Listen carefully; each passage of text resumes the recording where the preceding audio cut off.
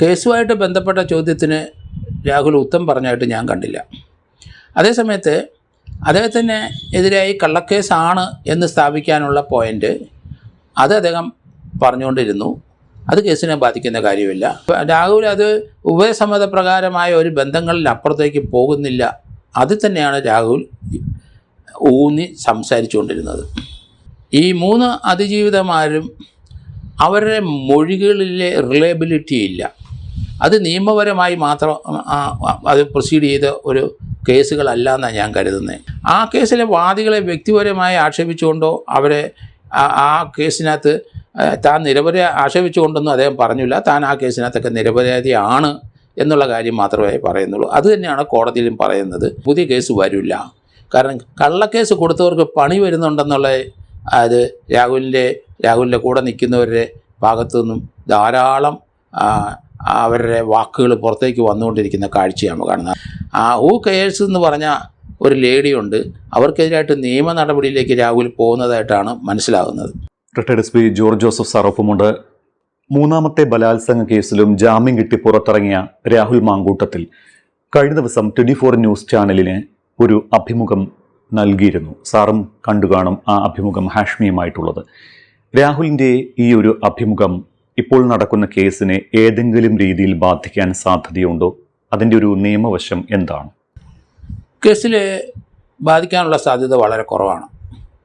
കാരണം കേസുമായിട്ട് ബന്ധപ്പെട്ട ചോദ്യത്തിന് രാഹുൽ ഉത്തരം പറഞ്ഞായിട്ട് ഞാൻ കണ്ടില്ല. അതേസമയത്ത് അദ്ദേഹത്തിന് എതിരായി കള്ളക്കേസാണ് എന്ന് സ്ഥാപിക്കാനുള്ള പോയിൻ്റ് അത് അദ്ദേഹം പറഞ്ഞുകൊണ്ടിരുന്നു. അത് കേസിനെ ബാധിക്കുന്ന കാര്യമില്ല. അത് പ്രൂവ് ചെയ്യേണ്ടത് പ്രോസിക്യൂഷനാണ്.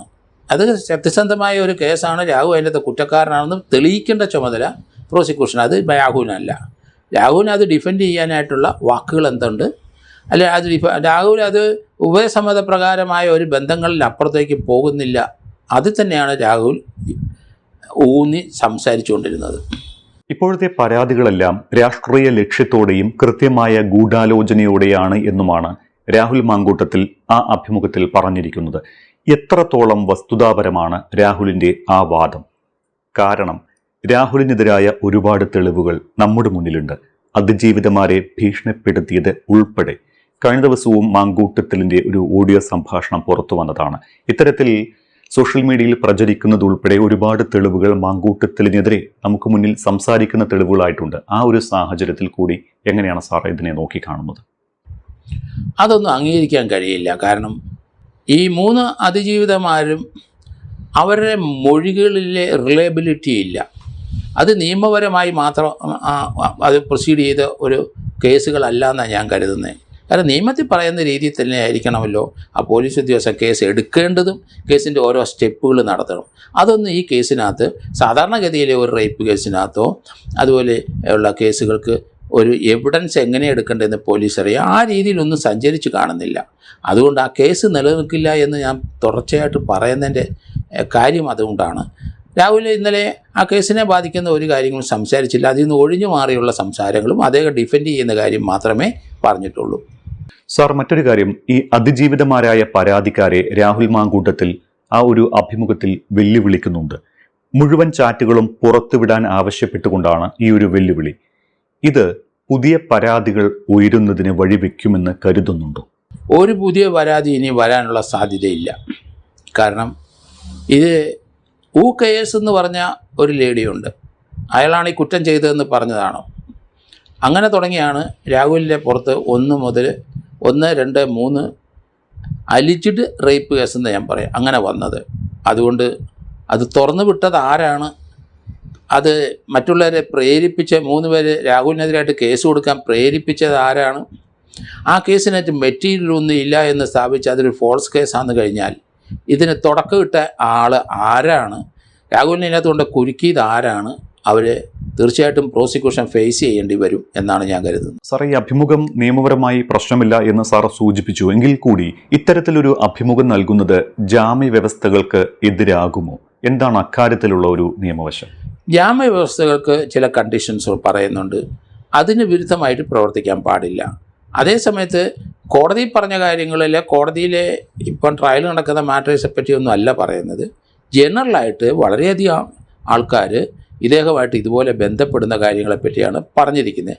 ആ കേസിലെ വാദികളെ വ്യക്തിപരമായി ആക്ഷേപിച്ചുകൊണ്ടോ അവരെ ആ കേസിനകത്ത് താൻ നിരപരാധി ആക്ഷേപിച്ചുകൊണ്ടൊന്നും അദ്ദേഹം പറഞ്ഞില്ല. താൻ ആ കേസിനകത്തൊക്കെ നിരപരാധിയാണ് എന്നുള്ള കാര്യം മാത്രമേ പറയുന്നുള്ളൂ. അത് തന്നെയാണ് കോടതിയിലും പറയുന്നത്. അതുകൊണ്ട് അത് കോടതിയെ ലക്ഷ്യമായിട്ട് വരുമെന്ന് എനിക്ക് തോന്നണില്ല.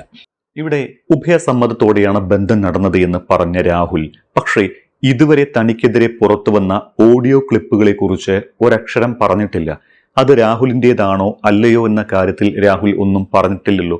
ആ ഓഡിയോ ക്ലിപ്പുകൾ രാഹുലിന് കുരുക്കാകാൻ സാധ്യതയുണ്ടോ? ഇനി ഇപ്പോൾ കേസുകൾ നടന്നുകൊണ്ടിരിക്കുന്ന സാഹചര്യമാണല്ലോ.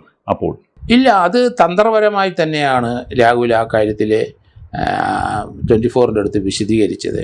കാരണം അത് അദ്ദേഹത്തിൻ്റെ ഡിഫൻസാണ്. അദ്ദേഹത്തിൻ്റെ ഡിഫൻസ് അദ്ദേഹം കോടതിയിലേ പറയുള്ളൂ. അത് ചാനലുകാരുടെ അടുത്ത് ഇൻ്റർവ്യൂ നടത്തുന്നവരടുത്ത് അദ്ദേഹം വിളിച്ച് പറയില്ല. അതിനൊക്കെ നല്ല ബുദ്ധിയുള്ള ഒരാൾ തന്നെയാണ് രാഹുൽ മാങ്കൂട്ടം. അത് അദ്ദേഹത്തിൻ്റെ കോടതി കാര്യമായതുകൊണ്ടും അത് കോടതി പറയേണ്ട ഡിഫൻസ് ആയതുകൊണ്ടും അത് ചാനലുകാരായിട്ട് പങ്കുവെക്കുകയില്ല. രാഹുലിനെതിരെ ഇനിയും കൂടുതൽ കേസുകളും പരാതികളും വരുമെന്ന് സാർ തന്നെ മുൻപ് പറഞ്ഞിട്ടുള്ളതാണ്. മുൻ വീഡിയോകളിൽ ഇക്കാര്യം കൃത്യമായി സൂചിപ്പിച്ചിട്ടുമുണ്ട്. ഇപ്പോൾ പുതിയൊരു ഇൻ്റർവ്യൂ കൂടി പുറത്തു വന്ന സ്ഥിതിക്ക് അതിനുള്ള സാധ്യത കൂടുതലാകുന്നുണ്ടോ? സാധ്യത കാണുന്നില്ല. കാരണം പുതിയ കേസ് വരില്ല. കാരണം കള്ളക്കേസ് കൊടുത്തവർക്ക് പണി വരുന്നുണ്ടെന്നുള്ള അത് രാഹുലിൻ്റെ കൂടെ നിൽക്കുന്നവരുടെ ഭാഗത്തു നിന്നും ധാരാളം അവരുടെ വാക്കുകൾ പുറത്തേക്ക് വന്നുകൊണ്ടിരിക്കുന്ന കാഴ്ചയാണ് കാണുന്നത്. അതുകൊണ്ട് ഇനി അങ്ങനെ ആരും പോയി ചാടുമെന്ന് എനിക്ക് തോന്നുന്നില്ല. പണി നല്ലത് കിട്ടും. ആ കേസിൻ്റെ മലീഷ്യസ് പ്രോസിക്യൂഷന് എതിരായിട്ട് അവർക്കെതിരായിട്ട് രാഹുൽ നീങ്ങും എന്നുള്ള കാര്യത്തിൽ യാതൊരു സംശയമില്ല. അതുകൊണ്ട് അതിനുള്ള വാണിംഗ് ഒക്കെ കൊടുത്തു കഴിഞ്ഞു. കേസ് എന്ന് പറഞ്ഞ ഒരു ലേഡിയുണ്ട്, അവർക്കെതിരായിട്ട് നിയമ നടപടിയിലേക്ക് രാഹുൽ പോകുന്നതായിട്ടാണ് മനസ്സിലാകുന്നത്.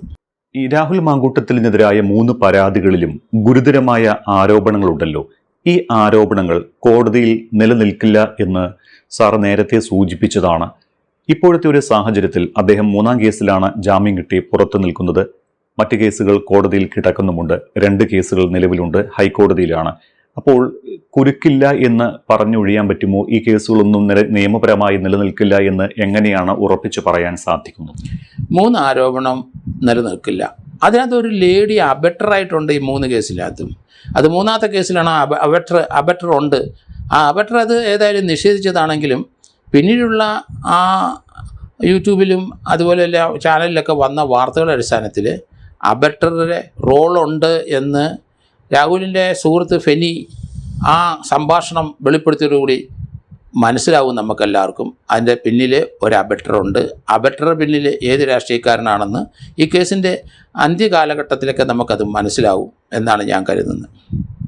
സാർ, കഴിഞ്ഞ ദിവസം കോൺഗ്രസിന്റെ ഒരു തീരുമാനം കൂടി വന്നിട്ടുണ്ട്. സാർ രാഹുൽ മാങ്കൂട്ടത്തിൽ വിഷയത്തിൽ കോൺഗ്രസിനെ വിമർശിച്ചതാണ്. രാഹുലിനെ പുറത്താക്കിയത് ശരിയല്ല എന്നൊക്കെ പറഞ്ഞ് നിരവധി വീഡിയോകളിൽ കോൺഗ്രസിനെ വിമർശിച്ചിട്ടുണ്ട്.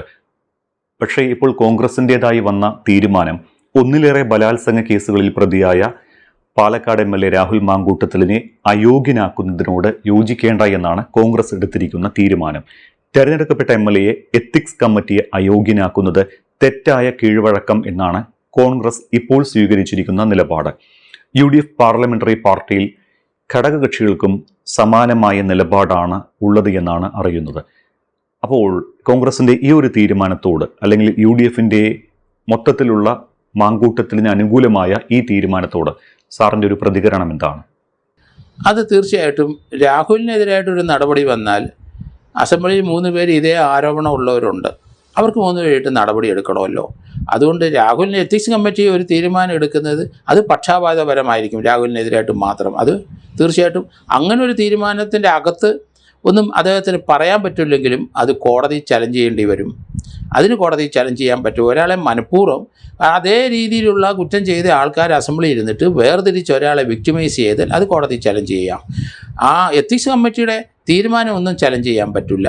പക്ഷേ ആ തീരുമാനം തെറ്റായ രീതിയിലാണ് നടപ്പാക്കിയെന്ന് വന്നാൽ ഭരണഘടനാപരമായ ഒരു ലംഘനം അവിടെ ഉണ്ടായി. അതുകൊണ്ട് അദ്ദേഹത്തിന് കോടതിയിൽ അക്കാര്യത്തിൽ പോകാം. പക്ഷേ എത്തിക്സ് തീരുമാനത്തിനെതിരായിട്ടല്ല, അത് വിവേചനപരമായിട്ടാണ് എടുത്തത് എന്ന് തെളിയിക്കാനുള്ള മെറ്റീരിയൽ ഇപ്പം തന്നെ ഉണ്ടല്ലോ. 3 MLAമാർ ഇതേ ആരോപണം ഉള്ളവർ അവിടെ ഇരിപ്പുണ്ട്. അവരും മാന്യമായിട്ട് ഇരിക്കുകയും ചെയ്യുന്നു. അവർ ഒക്കെ എതിരായിട്ട് ഒരു നടപടിയും സ്പീക്കർ എടുത്ത് കണ്ടിട്ടില്ല. അതുകൊണ്ട് പന്തി പക്ഷപാതം കാണിക്കുന്നത് ശരിയല്ല. അതൊന്ന്. മറ്റൊരു കാര്യം, KPCCക്ക് ഇതിനകത്ത് അബദ്ധം പറ്റിപ്പോയി എന്നാണ് ഞാൻ പറയുന്നത്. കാരണം ഈ കേസ് മുഴുവൻ ഇപ്പം കേസിൻ്റെ നാൾ വഴിയൊക്കെ നോക്കിക്കഴിഞ്ഞാൽ അത് നിലനിൽക്കുന്ന കേസല്ല എന്ന് അത് കൃത്യമായി ആരോ ഉണ്ടാക്കിയതാണ്.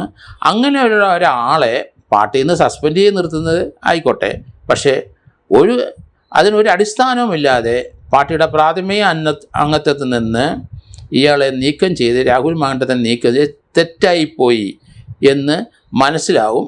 അങ്ങനെ ഒരു തീരുമാനം KPCC എടുത്തിട്ടുണ്ടെങ്കിൽ അതൊരിക്കലും അവർക്കൊരു പിന്തുണ കേരളത്തിലെ കോൺഗ്രസ്സുകാരോ അല്ലെങ്കിൽ അവരോടൊപ്പം നിൽക്കുന്നവർ കൊടുക്കില്ല. അതിൻ്റെ ദൂഷ്യം അവർക്കുണ്ടാവും എന്ന് തന്നെയാണ് ഞാൻ കരുതുന്നത്.